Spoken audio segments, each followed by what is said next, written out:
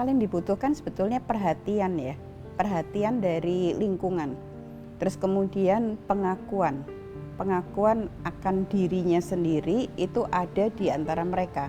Kadang itu yang saya perhatikan bahwa masyarakat itu acuh tak acuh terhadap teman-teman dari yang gangguan jiwa ini.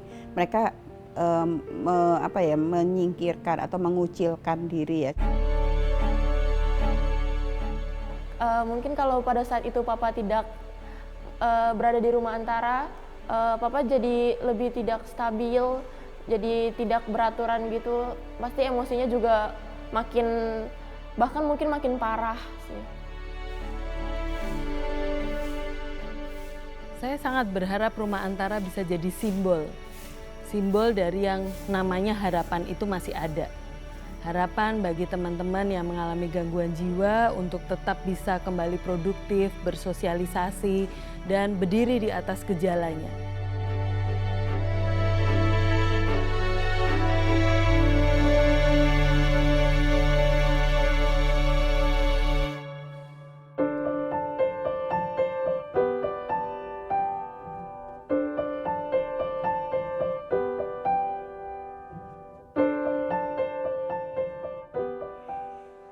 Dalam banyak kasus, orang dengan gangguan jiwa atau ODGJ di Indonesia masih menghadapi stigma sosial yang sangat kuat.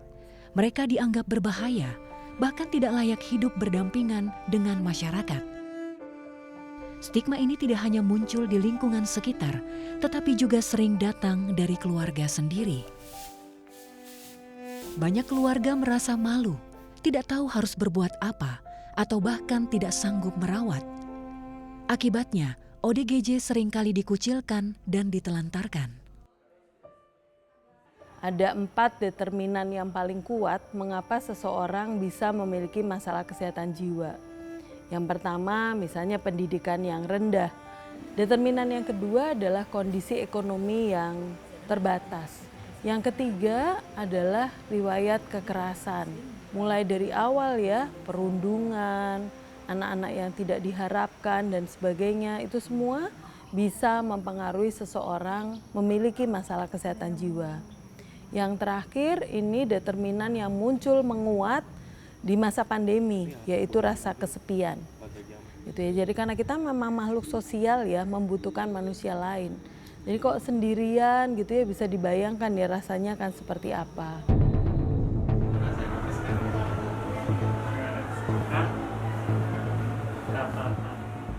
Kondisi ini diperparah oleh minimnya pemahaman masyarakat tentang kesehatan jiwa. Gangguan jiwa masih dianggap sebagai kutukan, aib, atau hasil dari kelemahan iman. Padahal sesungguhnya, gangguan jiwa adalah kondisi medis yang bisa ditangani secara ilmiah dan manusiawi. Tetapi tidak semuanya bisa mengakses layanan kesehatan karena nggak tahu ini tuh apa.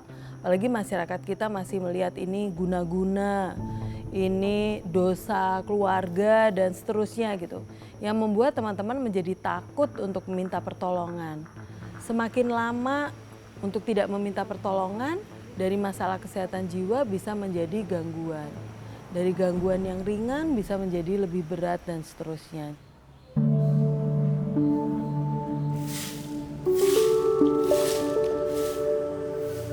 Dalam situasi seperti ini, dukungan dan pendampingan menjadi sangat penting. Bukan hanya dalam bentuk pengobatan, tapi juga dalam bentuk penerimaan, perhatian, dan pembekalan. Rumah Antara Narayana Kandarpa mencoba menjawab persoalan tersebut. Di rumah ini, para penyintas ODGJ diberi ruang untuk rehat, pulih, dan memulai kembali hidup mereka. Sebenarnya Rumah Antara hanya sebuah program dari Deus Caritas S atau dari Forum Peduli Orang dengan Gangguan Jiwa. Sehingga mimpi kami nggak mungkin Rumah Antara itu bisa dimanfaatkan kalau tidak memperbaiki literasi atau pemahaman orang-orang dulu tentang orang dengan gangguan jiwa itu seperti apa.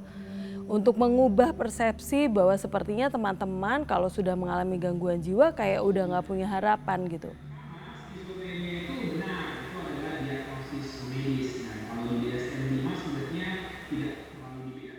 Rumah ini dibangun dengan konsep pemulihan. Yang pertama adalah memiliki tempat tinggal yang baik, tempat tinggal yang mudah-mudahan bisa dirasakan nyaman untuk teman-teman yang mau bernaung di sini. Kedua, percaya bahwa ada orang-orang yang mengasihi. Jadi kalau sebelumnya mungkin merasa agak sulit gitu, merasa kesepian dan sebagainya, rumah ini menyediakan teman. Dan yang ketiga, syarat untuk pemulihan adalah memiliki aktivitas produktif. Jadi harapannya di sini teman-teman bisa belajar sesuatu yang sebenarnya mungkin saja merupakan aktivitas mandiri. Baik, Kak, gimana kondisi sobat-sobat di akhir-akhir ini? Kondisinya sih banyak mengalami kemajuan ya, seperti salah satu yang baru masuk itu dia awalnya kan benar-benar bicaranya pelan, terus kemudian lebih baik diam. Ya. Nah ini sekarang dia sudah mulai aktif. Kita memang betul-betul menerima teman-teman yang sudah siap untuk belajar mandiri. Dan syarat yang lain yang paling penting teman-teman mengambil keputusan sendiri untuk mau tinggal di sini. Jadi kami tidak juga menerima mereka yang hanya keluarga yang mau, tapi yang bersangkutan tidak gitu. Nah jadi ini menjadi sebuah kerjasama bersama.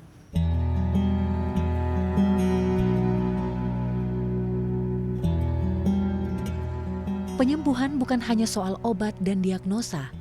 Di Rumah Antara, pemulihan tumbuh dari pelukan keluarga, perhatian para caregiver, dan rutinitas yang dibangun dengan kasih. Hari itu, Luna datang mengunjungi ayahnya. Ia memang rutin menjenguk dan memantau perkembangan sang ayah yang sudah cukup lama bergabung di Rumah Antara ini. Luna cukup kooperatif menjadi caregiver bagi ayahnya. Karena ia ingin sang ayah segera pulih dan kembali berkumpul bersama.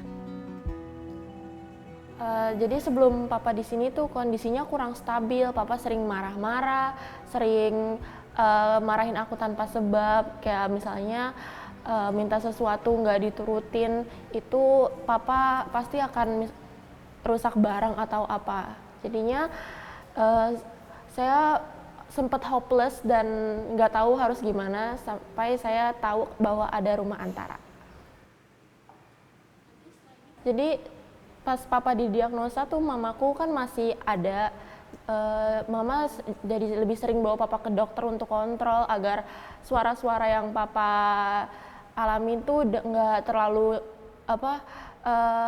nggak terlalu ngeganggu Papa. Setelah Mama nggak ada, Papa kan jadi nggak ada yang nemenin. Aku juga nggak tinggal bareng sama Papa. Papa jadinya lebih sering kambuh, skizonya sering dengar-dengar suara dan halusinasi. Jadi buat beliau nggak nyaman. Aku juga sempat dihubungi sama dokter Hervita tentang mengenai kesehatan Papa, karena kan Papa sering ke rumah sakit. Dokter Vita nyari solusi untuk Papa sampai disarankan untuk ke Rumah Antara. Baru pulang sekolah. Sebelum mendapat edukasi itu saya tidak terlalu peduli terhadap Papa saya, apa yang Papa saya alami. Setelah saya diberi edukasi di sini, saya lebih sadar kalau misalnya Papa itu perlu dampingan saya, perlu teman untuk bicara. Jadi Papa nggak merasa sendirian dan pastinya akan lebih nyaman dan lebih tenang.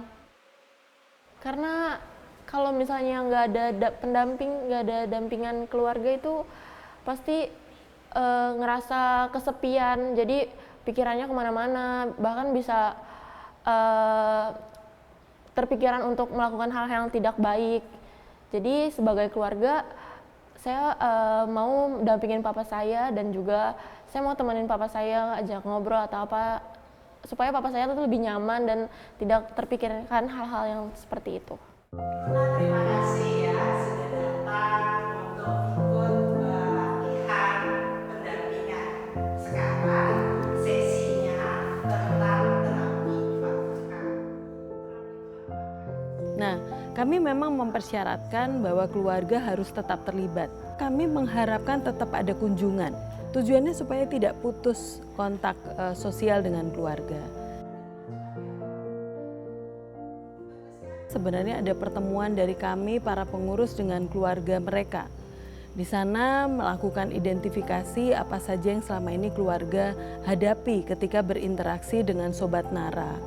Lalu kemudian apa yang mungkin menjadi kekhawatirannya, apa yang membuat selama ini mereka tidak mudah untuk menjalankan tugas tersebut. Kadang-kadang bentuknya do and don'ts bila itu sesuatu yang sifatnya umum gitu ya. Jadi sebenarnya bukan semata-mata karena Mas Dana ya, tapi bisa saja karena memang memberi kesempatan pada orang itu.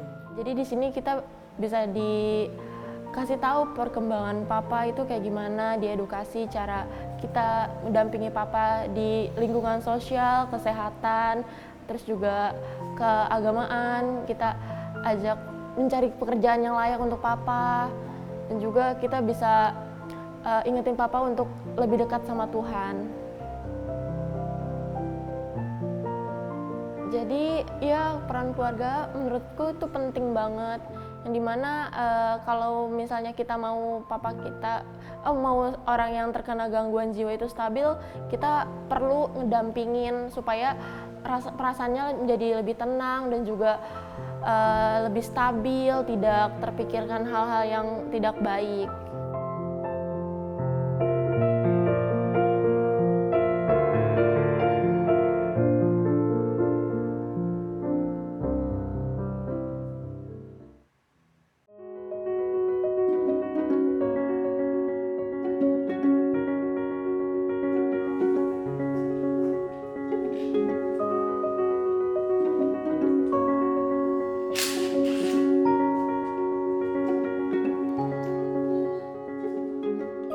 Bengkel sederhana ini menjadi saksi bisu bagaimana penyintas ODGJ akan siap untuk kembali ke masyarakat.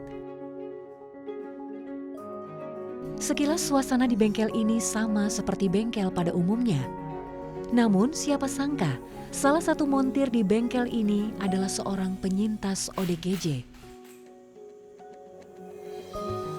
Pelatihan keterampilan adalah salah satu pilar penting dalam proses pemulihan ODGJ. Senada dengan program pelatihan kerja yang dikonsep oleh Rumah Antara bagi para penyintas ODGJ. Mereka diarahkan dan dilatih sesuai dengan minat dan bakat mereka. Tujuannya adalah mempersiapkan mereka untuk hidup mandiri ketika kembali ke masyarakat.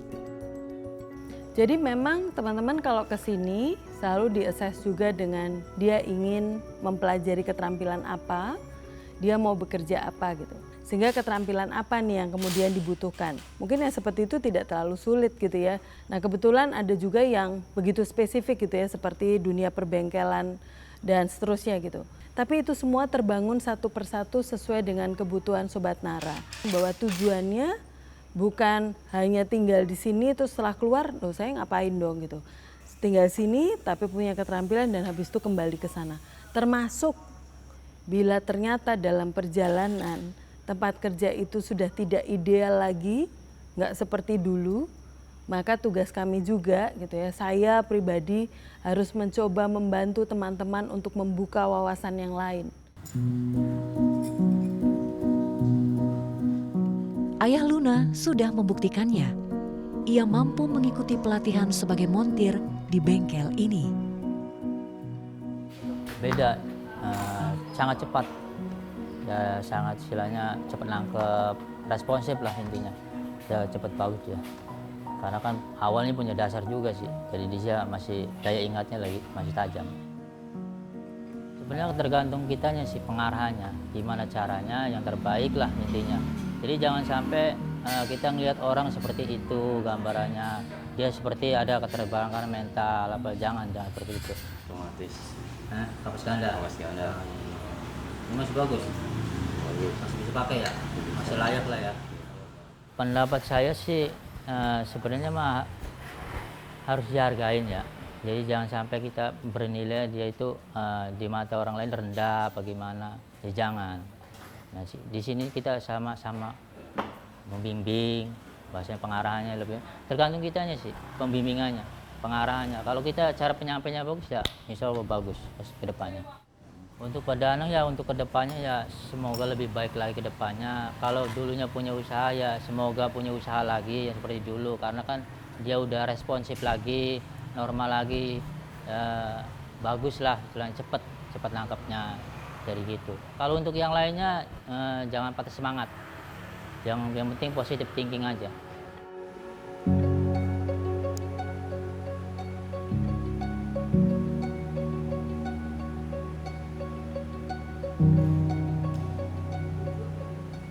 Pulih bagi penyintas ODGJ adalah proses jangka panjang yang sangat personal, melibatkan aspek fisik, psikologis, dan sosial.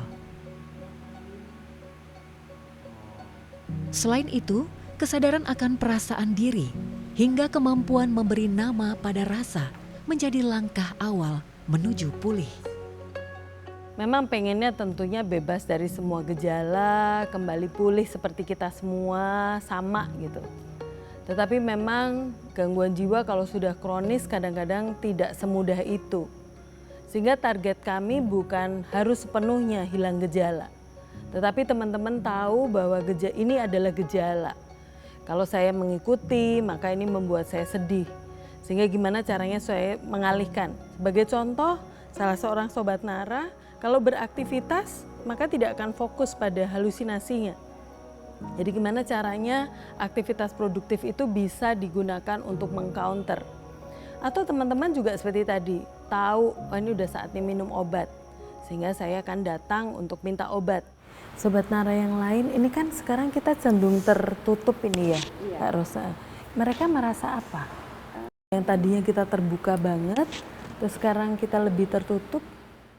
Termasuk saya senang sekali tuh kok Sobat Nara datang, saya kok banyak pikiran yang seperti ini, saya merasa ini nggak nyaman, itu kan penting sekali ya. Sebelumnya mungkin teman-teman nggak menyadari itu semua, antep aja jalan terus gitu. Jadi sebenarnya apa yang disebut pulih gitu. Pulih adalah sesuatu yang kita harapkan teman-teman makin mengenal dirinya, makin tahu kebutuhannya, dan bisa mengupayakan untuk memenuhi kebutuhan tersebut. Termasuk meskipun itu ya, Dok kok aku nggak bisa tidur, bisa nggak aku dibantu? Itu kan artinya dia tahu kebutuhannya, kalau aku nggak bisa tidur terus nanti lama-lama aku emosian dan sebagainya, tolong kasih aku obat, misalnya seperti itu. Jadi dia memenuhi kebutuhannya dan ujungnya dia masih bisa menikmati hidup meskipun dengan keterbatasannya.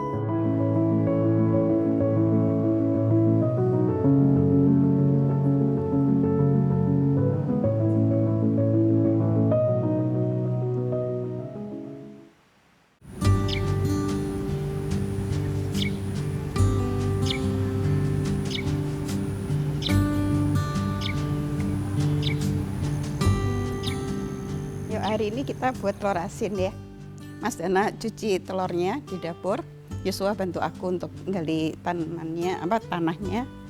Bu Titin bantu untuk nanti ini ya, merem sama Patrick. Yuk, Yosua tolong gali di sini ya tanahnya. Kita ambil sekitar 6 kilo yang di sini. Terus taruh di. Oke, kegiatan yang dilakukan ini yang saat ini ada, yaitu pembuatan telur asin yang sebetulnya kita fokus tuh pada satu orang yang tertarik dengan pembuatan telur asin, tapi kita juga melibatkan teman-teman yang lain.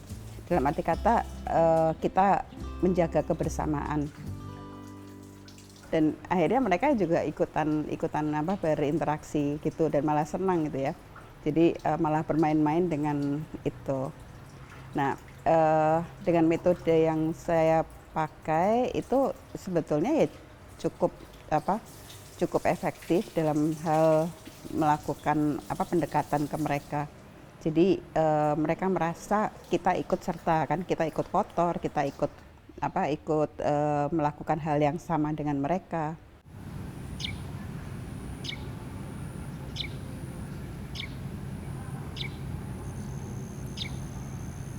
Ya, yang pertama sih sebetulnya nggak ada teknik khusus ya, karena sebetulnya kita melakukan itu seperti kita menganggap mereka adalah anggota keluarga kita sendiri. Jadi dengan memberikan perhatian dan kasih sebetulnya. Jadi apa yang saya lihat misalkan mereka perlu sesuatu, itu sebelum mereka menyatakan saya sudah tahu, oh ini mereka perlu ini nih. Jadi saya menawarkan diri untuk kamu perlu ini, gitu. Jadi perhatian yang utama sih sebetulnya, dan komunikasi, dan juga mendengarkan ya. Jadi apapun keluhan mereka itu kita dengarkan. Mereka mau marah, mereka mau apa, kita dengarkan. Fokusnya mereka tidak sama dengan kita. Jadi kadang kalau kita meminta untuk mengerjakan sesuatu, misalkan kamu tolong mengerjakan A gitu ya. Nah itu kadang-kadang dia masih berhenti sejenak untuk mengolah. Dia harus melakukan apa nih? Atau harus bagaimana? Atau harus dilakukan dengan apa? Harus dilakukan dengan siapa? Itu mereka masih diam dulu untuk mengolah itu. Tapi setelah dia mengolah itu dan dia mendapatkan jalan keluar, kadang-kadang dia lupa tadi perintahnya apa ya. Nah itu yang kita harus sabar, harus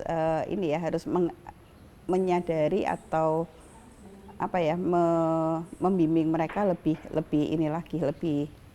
dekat lagi. Kamu tadi pagi udah minum obat? Soalnya mami gak ngecek. Udah ya. Di tengah masyarakat yang kerap menghakimi, Rumah Antara hadir sebagai ruang pemulihan. Sebuah bukti bahwa dengan kasih sayang, pendampingan, dan kepercayaan yang dulu tak berdaya bisa kembali berdaya. Rumah ini bukan hanya mengubah hidup mereka, tapi juga mengubah cara kita memandang mereka. Karena mereka juga manusia, mereka membutuhkan kita. Jadi rangkullah mereka, dekati, dengarkan, dan berikan perhatian.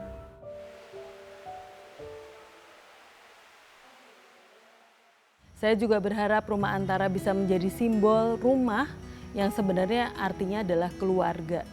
Jadi membangun kembali gitu. Semua kita berasal dari keluarga, sehingga pasti juga ingin kembalinya ke keluarga. Sehingga akhirnya semua orang bisa menjadi tempat yang ramah, atau dunia ini menjadi tempat yang ramah bagi orang dengan gangguan jiwa.